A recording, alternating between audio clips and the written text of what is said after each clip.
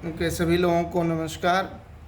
मैं बहुत दिन बाद आप लोगों से मिल रहा हूँ। आशा है इस महामारी के समय में आप सभी लोग स्वस्थ होंगे। हम लोगों ने पहले अभी तक के जितने भी लेक्चर्स हैं उसमें सेमीकंडक्टर कितने प्रकार के होते हैं यह देखा है, और एनर्जी बैंड कैसे बनते हैं किसी मटेरियल के अंदर, सेमीकंडक्टिंग मटेरियल के अंदर, उसको भी देखा है। हमारा अब उद्देश्य यह होगा कि सेमीकंडक्टर मटेरियल के अंदर जब इलेक्ट्रॉन एक स्थान से दूसरे स्थान पर जाता है तो वहाँ पर वो किन किन बलों का अनुभव करता है, किस तरह के पोटेंशियल्स के अंदर वो एक स्थान से दूसरे स्थान तक जाता है, इन चीज़ों को हम लोग थोड़ा अध्ययन करेंगे। जो भी हम डिस्कस करेंगे यहाँ पर उसमें सेमीकंडक्टर मटेरियल जिसकी भी कल्पना कर रहे हैं वो पूर्णतया क्रिस्टलाइन परफेक्ट क्रिस्टल सिस्टम को ही हम कल्पना करके और चीज़ों को फिर रखेंगे।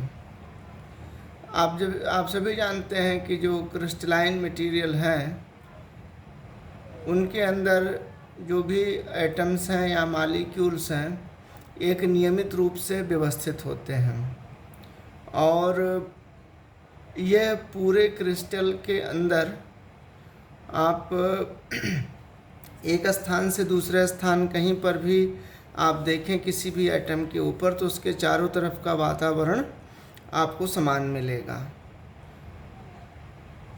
यहाँ पर इलेक्ट्रॉन के गति को या मोशन को देखने के लिए हम सबसे पहले वन डायमेंशनल क्रिस्टल लैटिस उसकी कल्पना करेंगे कि electron one dimensional crystal lattice में है, तो हम 3 डायमेंशन की अभी बात नहीं करेंगे। हम सभी ये जानते हैं कि क्रिस्टल मटेरियल में या क्रिस्टलाइन मटेरियल के अंदर एटम हो चाहे मॉलिक्यूल हो, एक नियमित अंतराल के बाद वो जगह जगह पर लगे होते हैं। तो इस पूरे सिस्टम को हम लैटिस बोलते हैं, हिंदी में इसे आप जालक कह सकते हैं। सो क्रिस्टलाइन लैटिस। सो उस क्रिस्टलाइन लैटिस में इलेक्ट्रॉन के मोशन को, इलेक्ट्रॉन के एक स्थान से दूसरे स्थान के जाने के प्रक्रिया को हम लोग अभी पहले वन डायमेंशनल क्रिस्टल लैटिस से ही समझने का प्रयास करेंगे। मैं एक चीज़ इसमें और जोड़ना चाहूँगा कि जब इलेक्ट्रॉन किसी भी क्रिस्टलाइन मटेरियल में, चाहे वो सेमीकंडक्टर हो या कोई दूसरा क्रिस्टलाइन मटेरियल हो,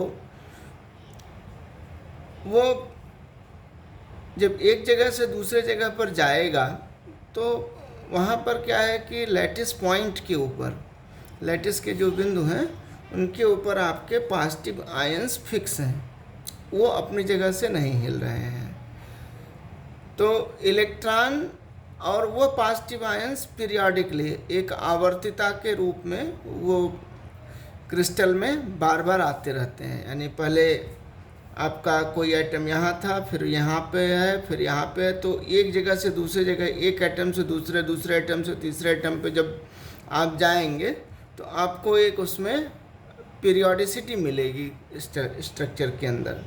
तो इलेक्ट्रॉन जब क्रिस्टल में एक जगह से दूसरी जगह जाने का प्रयास करता है तो रास्ते में उसको यह पॉजिटिव आयंस जो जगह जगह पर हैं और वो एक नियमित अंतराल पर हैं, उनके विभव के अंदर हो करके इसको जाना होता है।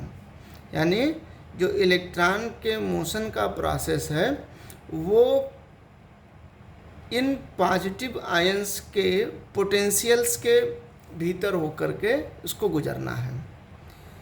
एक बात और भी है, चूँकि यह आयंस, पॉजिटिव आयंस एक नियमित अंतराल के बाद लगे हुए हैं क्रिस्टल सिस्टम में, तो इलेक्ट्रॉन इन जब भी यहाँ से दूसरी जगह तक जाएगा तो जो यह पोटेंशियल का वेरिएशन होगा वह पीरियाडिक होगा, वह भी क्योंकि क्रिस्टल सिस्टम है, लैटिस है, लैटिस में जो लैटिस पॉइंट है वो पीरियाडिकली अपीयर करते हैं, तो वहाँ पर जो आयंस फिक्स हैं वो भी पीरियाडिकली उनका पोटेंशियल भी उसी तरह से बदलता रहेगा।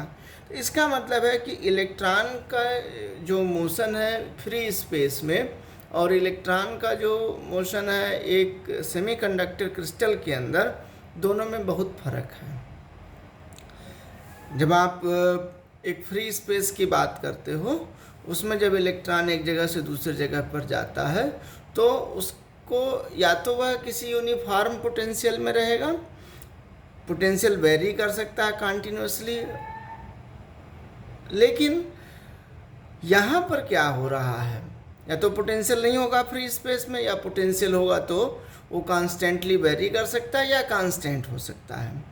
ठीक है, यहाँ पर क्या हो रहा है कि पोटेंशियल वेरी कर रहा है, बदल रहा है, और उसमें भी एक आवर्ती गुण है, मतलब एक जगह से दूसरी जगह पर जाएंगे, फिर दूसरे तीसरी जगह पर जाएंगे, तो वो एक पीरियडिसिटी, एक आवर्ती गुण के रूप में यह पोटेंशियल बदलता है। तो ऐसे पोटेंशियल को हम पीरियाडिक पोटेंशियल कहते हैं। फ्री स्पेस में यह पीरियाडिक पोटेंशियल हमको नहीं मिलता है। तो एक जो अकेला हम किसी एक इलेक्ट्रॉन की कल्पना करेंगे, वह एक परफेक्टली पीरियाडिक पोटेंशियल, हमने कहा था कि हम अभी कोई भी प्रैक्टिकल केस नहीं लेंगे, अभी भी हम सिर्फ आदर्श सेमीकंडक्टर क्रिस्टल या ऐसे परफेक्ट सेमीकंडक्टर क्रिस्टल की बात करेंगे। तो अभी हम सिर्फ वन डायमेंशन क्रिस्टल की बात कर रहे हैं, और किसी स्थान x पर जो पोटेंशियल है वो v है, वही potential x plus a distance पर भी मिलेगा। इसका मतलब है कि जब भी हम a दूरी तय करेंगे इस एक वन डायमेंशनल पीरियाडिक पोटेंशियल में, हमको फिर से वही पोटेंशियल मिलेगा। तो ऐसे पोटेंशियल को हम बोलते हैं पीरियाडिक पोटेंशियल, क्योंकि वह एक नियमित अंतराल a के बाद वही पोटेंशियल फिर से आ रहा है, या फिर से उसको हम ऑब्जर्व कर सकते हैं। तो इलेक्ट्रॉन का जो वेव फंक्शन है इस तरह के माध्यम में वन डायमेंशनल क्रिस्टल में, सेमीकंडक्टर क्रिस्टल में हम लिख सकते हैं साई के एक्स इक्वल्स टू यू के x x into e raise power आई के एक्स एक्स। तो बेसिकली ये जो पार्ट है ई रेज पावर आई के एक्स एक्स, यह इलेक्ट्रॉन के मोशन से संबंधित है, और ये जो यू के एक्स एक्स फंक्शन है ये साई के एक्स फंक्शन को मॉड्यूलेट करता है। यानी ये जो फंक्शन है यू के एक्स एक्स, यह अपने अंदर जो वन डायमेंशनल पोटेंशियल है, पीरियाडिक पोटेंशियल है, उसके आवर्ती गुण को अंतर्निहित किए रहता है। तो यू के एक्स एक्स एक पीरियाडिक फंक्शन है या आवर्ती फलन है, और जिसका पीरियड है a, यानी x और x प्लस a पर इसकी वैल्यू सेम रहेगी। यहाँ पर वेव प्रोपेगेशन कांस्टेंट के एक्स है, x डायरेक्शन में, वो उसको हमने डिफाइन किया है 2π/λ। अब प्रभाव क्या पड़ता है, एक कांस्टेंट पोटेंशियल हो या कोई पोटेंशियल ना हो, ठीक है, या पीरियाडिक पोटेंशियल हो। तो जब इलेक्ट्रॉन ऐसे पोटेंशियल के अंदर से होकर के गुजरता है तो इलेक्ट्रॉन की एनर्जी, आप जानते हैं, अगर हम वेव वेक्टर के फॉर्म में लिखें इलेक्ट्रॉन को एक वेव मानते हुए, तो h² k square upon 2m होता है। हम इसको आगे भी डिस्कस करेंगे, h² k square upon 2m, m के बारे में भी हम विस्तृत रूप से बात करेंगे, लेकिन वो अगले लेक्चर में करेंगे। तो kx जो है यह 2π/λ, और पीरियाडिक पोटेंशियल का जो रोल आता है यहाँ पर, अगर आप E = h² k² upon 2m लिखेंगे, तो h cut square upon 2m constant हो गया, और इसका मतलब ये हो गया कि equals to a constant multiplied by k square. तो इसका जो ज्यामितीय अगर आप कोऑर्डिनेट फॉर्म देखें तो y square equal to 4ax, not exactly बिल्कुल इसी तरह से नहीं है कि y और x में, लेकिन यह एक पैराबोला के इक्वेशन जैसा ही प्रतीत होता है। इसका मतलब है कि अगर E और हम K के बीच में एक ग्राफ बनाएं, एक ग्राफ प्लाट करें किसी सेमीकंडक्टर मटेरियल के लिए, खाली वन डायमेंशनल लैटिस को अगर हम कंसीडर करें, तो वहाँ पर E और K के बीच में ग्राफ बनाने पर हमको एक पैराबोला मिलेगा। लेकिन यह उस समय होता है जब आपके एनर्जी का वेरिएशन, एनर्जी का, इलेक्ट्रॉन की जो एनर्जी है उसका परिवर्तन K के साथ ये हमको कंटिन्यूअस, सतत दिखता है। अगर हम इस ग्राफ को देखें E और K में, तो E और K में हमको एक कंटिन्यूअस फंक्शन के रूप में मिलता है, और यह एक पैराबोलिक फंक्शन होता है। इस एनालिसिस को जब भी आप करते हैं तो हम पीरियाडिसिटी को कहीं हमने इसमें इंक्लूड नहीं किया है कि इलेक्ट्रॉन एक पीरियाडिक पोटेंशियल के अंदर से गुजर रहा है। अगर यही इलेक्ट्रॉन के ऊपर अगर हम पीरियाडिसिटी वाली कंडीशन को लगाएं कि इलेक्ट्रॉन एक पीरियाडिक पोटेंशियल से गुजर रहा है जिसका पीरियड ए है, तो ई के डायग्राम क्या होगा, इस पीरियाडिसिटी की वजह से ये बिगड़ जाएगा। अब यह बिगड़ जाने का मतलब कंटिन्यूअस, सतत नहीं रहेगा, यह टूट टूट करके बनेगा। वो ऐसा क्यों होगा, या उसको हम कह सकते हैं डिसकंटिन्यूअस कर्व हो जाएगा। और डिसकंटिन्यूटी एक जगह नहीं, आपको बहुत जगह मिलेगी। कि अगर ई के डायग्राम बनाए तो हमको अब वो पैराबोलिक शेप नहीं मिलेगा, बल्कि हमको उस पैराबोलिक शेप के समान ही एक कर्व मिलेगा, लेकिन उसमें बहुत सारी डिसकंटिन्यूटीज होंगी, बहुत सारी अनियमितताएं होंगी, बहुत जगह पे वो कर्व टूटा हुआ होगा। अगर इसको हम इस तरह से प्लाट करें तो यहाँ पर देख सकते हैं, अगर ई और के में प्लाट हम करते हैं, ये जो डैश लाइन है ये एक पैराबोला को रिप्रेजेंट कर रही है। लेकिन जब आप पीरियाडिक पोटेंशियल की बात यहाँ पे करते हैं तो आप देखिए, जब भी के की वैल्यू पाई बाई ये है या माइनस पाई बाई ये होने की कोशिश होती है, तो यहाँ पर कर्व यह सतत नहीं है, कंटिन्यूअस नहीं है, ये यहाँ पर टूट जाता है, इसमें एक डिसकंटिन्यूटी मिलती है।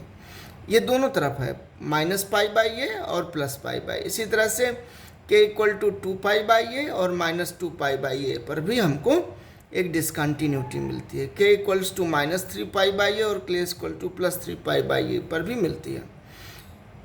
तो इसका मतलब ये है कि जो भी कर्व के अंदर डिसकंटिन्यूटी है वो कुछ के की निश्चित वैल्यू पे, के के कुछ निश्चित मान के ऊपर ही मिलती है, और वो कब मिलती है जब के इस संबंध, इस रिलेशन को सेटिस्फाई करे। यानी K equals to plus minus N pi by A, जहाँ एन एक पॉजिटिव इंटीजर है, तो के माइनस पाई बाई भी हो सकता है, प्लस पाई बाई भी हो सकता है। इस अवस्था में जब भी के की वैल्यू तो plus minus N pi by A है, तो आपको यहाँ पे कर्व में ई के डायग्राम में आपको एक डिसकंटिन्यूटी मिलेगी, ये पूरी तरह से कंटिन्यूअस नहीं होगा। अब इसका मतलब क्या है, इसका प्रभाव क्या है, वो जानना चाहेंगे हम। के का मान क्या है, 2 पाई बाई लैम्डा। के एक वेव वेक्टर है, प्रोपेगेशन कांस्टेंट है, उसकी वैल्यू है 2 pi by lambda which is equals to N pi by A. तो यहाँ से अगर हम इसको सॉल्व करें तो निकल के आता है 2a equals to N lambda. अब थोड़ा ब्रैग रिफ्लेक्शन की कल्पना कीजिए ब्रैग रिफ्लेक्शन, जब हम लोगों ने डिफ्रैक्शन फिनोमेना पढ़ा था और ब्रैग डिफ्रैक्शन फार्मूला पढ़ा है, तो नॉर्मल ब्रैग डिफ्रैक्शन फार्मूला क्या है, 2d sine theta equal to n lambda, ठीक है। और थीटा इक्वल टू 90 के लिए साइन थीटा क्या हो जाएगा 1। तो 90 किस चीज़ को बताता है, नॉर्मल इंसिडेंस को। तो ये जो कंडीशन है 2a equal to n lambda, यह मुख्यतः ब्रैग रिफ्लेक्शन है एट नॉर्मल इंसिडेंस, ठीक है। इसका मतलब ये है कि जब भी इलेक्ट्रॉन या तो -π/a पे पहुंचेगा या +π/a पे पहुंचेगा, तो यह आगे नहीं जा पाएगा, यहीं पर इसकी गति में परिवर्तन हो जाएगा। ये इसी क्षेत्र के अंदर -π/a और +π/a या जोन के अंदर ये क्या होगा, परावर्तित हो जाएगा, रिफ्लेक्ट हो जाएगा। ये ध्यान रखने वाली बात है कि इलेक्ट्रॉन को हमने यहाँ पर वेव के रूप में प्रस्तुत किया है। तो इलेक्ट्रॉन वेव यहाँ से π/a और -π/a इन बाउंड्रीज से रिफ्लेक्ट हो जाएगी। तो अगर आप ध्यान से देखें इस ग्राफ को, तो इसका मतलब है कि वाई एक्सिस पे क्या है, ऊर्जा है, टोटल एनर्जी है, इलेक्ट्रॉन की है। एक्स एक्सिस पे क्या है, के की वैल्यू है। तो के की वैल्यू -π/a और +π/a के अंदर होगी, तो आपको यहाँ पर एनर्जी या ऊर्जा इस तरह से वेरी होगी। लेकिन इसके आगे वाली वैल्यू पे के π/a और -π/a पर, यहीं पर इलेक्ट्रॉन वेव रिफ्लेक्ट हो जा रही है इस जोन के अंदर। तो इसका मतलब ये है कि ये जो वैल्यू है π/a या -π/a, एक ऊर्जा जोन की बाउंड्री को प्रस्तुत कर रहे हैं या बता रहे हैं। और साथ ही साथ यह भी बता रहे हैं कि चूंकि इलेक्ट्रॉन यहाँ पर रिफ्लेक्ट हो जाएगा, तो इलेक्ट्रॉन का मोशन इस जगह पर π/a पर या -π/a पर संभव नहीं है।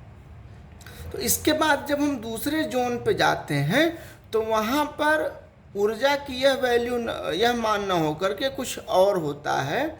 π/a से अगर हम 2π/a को कंसीडर करें, तो ऊर्जा अब इलेक्ट्रॉन की यहाँ से स्टार्ट होकर के और 2π/a पर और ये 2π/a तक ऐसे जाएगी। तो इस जगह पर आप π/a पर ये समझ सकते हैं कि इलेक्ट्रॉन एग्जिस्ट नहीं कर सकता। इलेक्ट्रॉन इस वैल्यू पर π/a पर आपका नहीं मिलेगा, यानी यह जगह इसके लिए फॉरबिडन हो गई। मीन्स उस जगह पर इलेक्ट्रॉन को नहीं पाया जा सकता, इस नाते उसको कह रहे हैं फॉरबिडन, यानी उसको वहाँ पर रोक दिया गया है, वो वहाँ इलेक्ट्रॉन नहीं जा सकता है। तो ब्रैग रिफ्लेक्शन जो -π/a और +π/a पे है, वो क्या बताता है, वो बताता है कि क्रिस्टल के अंदर एनर्जी गैप होता है। और कहाँ पे होता है, k equal to ±n π/a, इन वैल्यूज के ऊपर आपको क्रिस्टल के अंदर एनर्जी गैप मिलेगा, जहाँ पे इलेक्ट्रॉन नहीं पाया जाएगा। क्यों नहीं पाया जाएगा, क्योंकि ये ब्रैग रिफ्लेक्शन को सेटिस्फाई करता है, तो इलेक्ट्रॉन वेव वहीं से रिफ्लेक्ट हो जाएगी, तो उस जगह पर इलेक्ट्रॉन वेव प्रोपेगेट नहीं करेगी। सो एट दीज वैल्यूज ऑफ के, इन सभी मान के लिए इलेक्ट्रॉन वेव क्रिस्टल के अंदर प्रोपेगेट नहीं करेगी, एक वह स्थान परिवर्तित नहीं कर पाएगी के उन वैल्यूज के लिए। अब पूरे क्रिस्टल के लिए हम अगर इस चीज़ को बताना चाहें और जगह जगह हम एनर्जी का जोन निकालना चाहें, क्यों, क्योंकि k equal to ±n π/a, जैसा मैंने बताया आपको कि वो एक बाउंड्री बना देता है एनर्जी की, जिसके अंदर इलेक्ट्रॉन रह सकता है। उसके ऊपर जाएंगे, उस वैल्यू के ऊपर दूसरे जोन में रह सकता है, लेकिन उस वैल्यू के ऊपर दैट इज π/a और -π/a उसके ऊपर नहीं मिलेगा, तो वहाँ पर आपको गैप मिलेगा।